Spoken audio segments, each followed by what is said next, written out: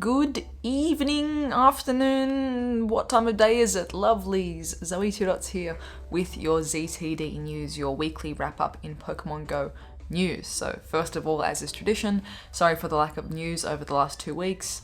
As you guys know, when there's travel and things like that, the news basically gets shafted, unfortunately. But I do try to keep, putting the news into the relevant videos as they come out. As you can probably tell, why am I not at home all of a sudden again? I'm in Sydney for the PvP Open Cup. Brandon Tan is visiting from Singapore.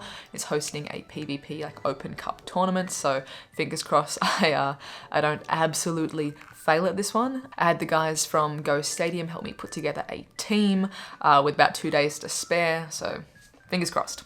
And then tomorrow I'm flying up to Brisbane to come and hang out and meet the Brisbane community and spend community day on Sunday up with the Brisbane squad. So if you're in Brisbane in South Bank, come say hey. I'll see you guys there for community day. And also I just want to say a massive thank you to all of the new subscribers who have come over the last few weeks as well. Welcome to the weekly news segment. If you are new as well, hit subscribe, stay tuned for all the future news and updates. First up in the news is Team Rocket.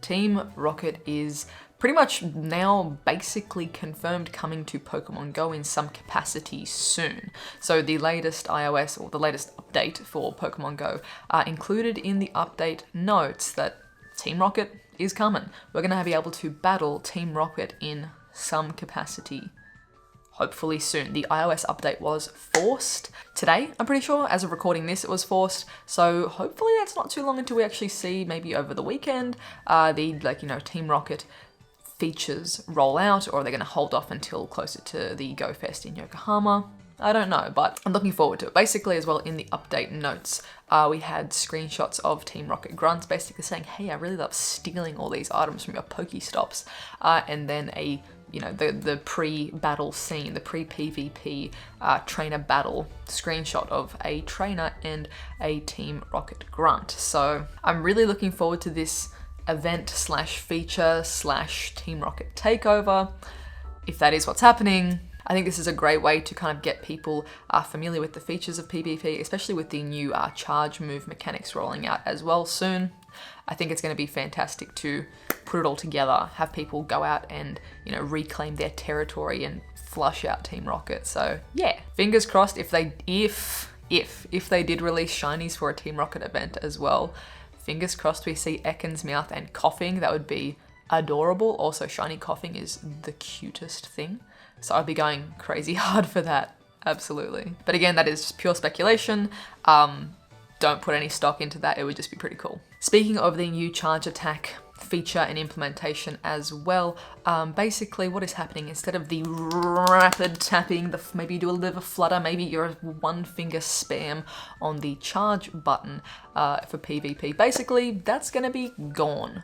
We're going to be having instead a new swipe mini game. You're like Fruit Ninja because we're going to do some swiping. This new feature is going to be, I think, fantastic, and from the feedback of you guys in the comments of my previous videos, fantastic as well for accessibility, for those people who are physically unable to participate in PvP because they physically cannot do this rapid action.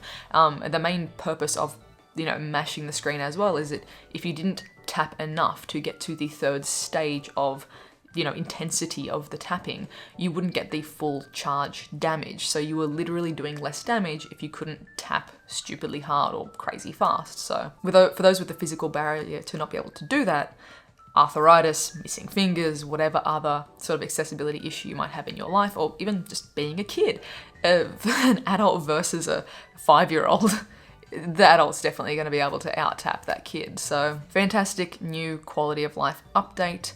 Hopefully it does play out how they want it to as well, and it'll just go smooth.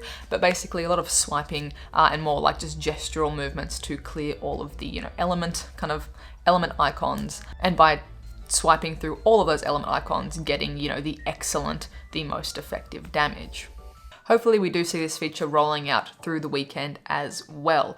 I don't have a confirmed time or date, but with the new iOS, the update being pushed, it shouldn't be too long until we see this feature rolling out in PvP. And probably, honestly, just in time for some people's comps this weekend, some people's jungle cups, or maybe they're participating in some open cups as well. So if it does change on you all of a sudden, go with the flow, see how you go. Fingers crossed it doesn't, lose you your tournament or anything like that. Hopefully it just gives you a bit more of a relaxed tournament, and the new style is easy to pick up on, fingers crossed.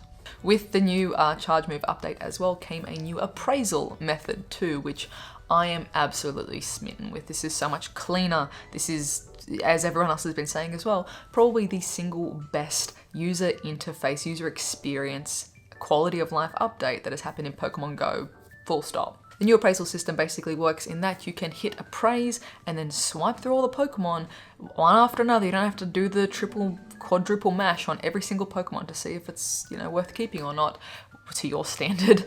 Swipe through all of those and get a literal score out of 15 for attack, defense, HP. You get a little star grid guide and everything as well. If you do need some help breaking down how this translates into numbers, here is a nice little guide for you. But basically, the 3 segments can be broken down into 3 groups of 5, so 5, 10, 15, and where the orange bar fills up to, you can kind of see if it's 3 attack, 7 attack, whatever it might be, by counting up these little increments on the bar. If a Pokemon is 15, 15, 15, it is 100% IVs. Technically, perfect IVs. But keep in mind, that's not always what you want for PvP. If you're doing PvP in the Great League, you might not want 100% IVs. There's kind of like different, basically lower attack, higher HP defense is preferable. So for someone who's just swiping through and looking for hundos, that's who you care about, go to town. You can actually now type into the search bar for star or for asterisk, and that will show you every 100% Pokemon you have in your account. Do it right now. Did you find a secret hundo that you didn't know about? I didn't. I had all of mine accounted for, I guess, but I wouldn't be surprised if I had transferred some in the past. So this com day, while you're catching a billion Mudkip, if you're personally only concerned about 100% IVs, 4 asterisk, done. If there's a hundo there, it'll be sitting at the top. You can also search 3 asterisks, 2, 1, 0 asterisks, and so on for the different groupings of IVs. If you are someone who does PvP, more than likely you're still going to be manually reviewing your stats. So if you know that your Swampert has to have X attack, X defense, X HP, you're probably still going to be using the manual swipe method. However, this new visual bar graph is so much easier to digest than is a wonder. Can battle with the best of them. Its attack's pretty alright, mate. Yeah, how's it going? Let's have a look at that HP. Yeah, it's pretty alright. Like, rather than the ambiguity of giving you a range, it's the number is there. So yeah, let me know what you guys think about the new appraisal system down below. I'm sure it will still take us a hot second to adjust to it, but I'm personally loving it so far. Up after that, Straw Hat Pikachu. So a new hatted Pikachu is coming to Pokemon GO. And if you're not familiar with the anime series One Piece, you might be thinking, why are we getting another like summer hat Pikachu? This is Straw Hat Pikachu from the Straw Hat Gang One Piece kind of collab, cross-promotional, cross-promotion. So yeah, basically One Piece Pikachu, Straw Hat Pikachu will be appearing in the game from these dates. Get out there and get those bad boys if that's something that you care about. I mean, if they're out and about, I'm gonna go grab some too. But it's probably not something I'm gonna go crazy hard for necessarily. And lastly, let's jump into our AR photos of the week. So there are a few, so stay tuned. If you would like to get your photos featured on ZTD News as well, be sure to use the hashtag ZTD News on Instagram for the chance to be featured, and also use it on Twitter. I will not feature Twitter photos in the videos, but I do like retweet ZTD News Twitter pics every day. The Instagram pics are the ones that will be featured in videos, as Instagram just makes it easier to sort and search through hashtags basically. And first up we have a shot from Tula the cat at Dortmund Go Fest of Chatot. Congratulations on grabbing that much needed Chatot at the trading post at Go Fest Dortmund. I really like the idea of this one. I'm thinking of like trying to recreate something similar, maybe at the trading post and showing trainers with their newly acquired Pokemon. I think it's like a really nice thing to be like, hey, we met up together with these strangers and now I've got this Pokemon that I needed. So thank you, Tula the cat. Great pick. Up after that is Col AR, or Collar, with this photo of Wormadam. I haven't really seen that many AR photos of Wormadam, so seeing this one hanging out amongst the flowers. It was really quite cool to see. I do need to get around to evolving mine so I can take some pics too, but really love the matching colors here as well. Really nice placement and lighting effects too. Thank you, collar, 10 out of 10. Up after that is Growlithe Girl, the lovely Molly that we did meet in Dortmund too, with this photo of Bronzor. Really, really cool idea, and I'm curious where you found this like wall of gears. It's really, really awesome. Bronzor here, kind of trying to play it cool and blend into this sneaky wall of cogs and gears. Really simple, really creative, 10 out of 10, thank you. Up after that is Cross Pokemon Go with this Beautifly photo as well. Really simple, coming in there with the sneaky net chasing after Beautifly. Simple, creative, nice little story. I'm loving it, 10 out of 10. And lastly, Pokegenics with this Metapod. Really, kind of like a really sneaky, subtle edit here as well to get the autumn leaves in front of the Metapod. This is not physically possible just in Go Plus, but a nice little kind of like double photo overlay. Really enjoying the warm colors of the shiny Metapod orange with the autumn leaves and this nice glow, this nice like sunset glow that is happening here.